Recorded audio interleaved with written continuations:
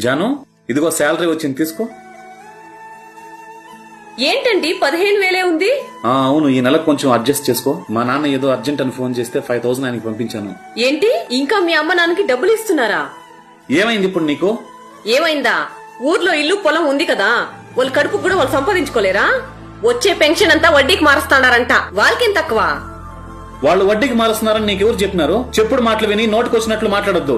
అయినా నీకేం తక్కువ చేస్తున్నానే? ఉన్న దాంట్లో హ్యాపీగానే ఉన్నాం కదా మనం. హ్యాపీగానే ఉన్నావు నువ్వు తెచ్చే ఈ జీతంతో. వచ్చే వారం తలకి కిరీటం కొందామనే ప్లాన్ చేస్తున్నాను. ఈ ఎగతాలంతా నా దగ్గర పెట్టుకోవద్దు. ఇదిగో, సంపాదించి మీ అమ్మ నాన్నకి ఇవ్వడానిక పెళ్లి చేసుకున్నారు. ఇంకోసారి ఇస్తే నేను ఒప్పుకోను. నీ కథ ఎలా ఉందో తెలుసా? ఒక రైతు అప్పులు చేసి ఎరువులు వేసి ఎండకి వానకి కష్టపడి సాగు చేస్తే వచ్చిన పంటని తినేటప్పుడు నోటి దగ్గర నుంచి లాక్కున్నట్టుంది.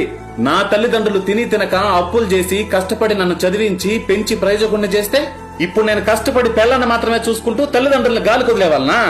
ఇది నా దగ్గర జరగదు. ఇదే నా నిర్ణయం. నీకిష్టం ఉంటే నాతో ఉండొచ్చు, లేకపోతే వెళ్ళిపోవచ్చు.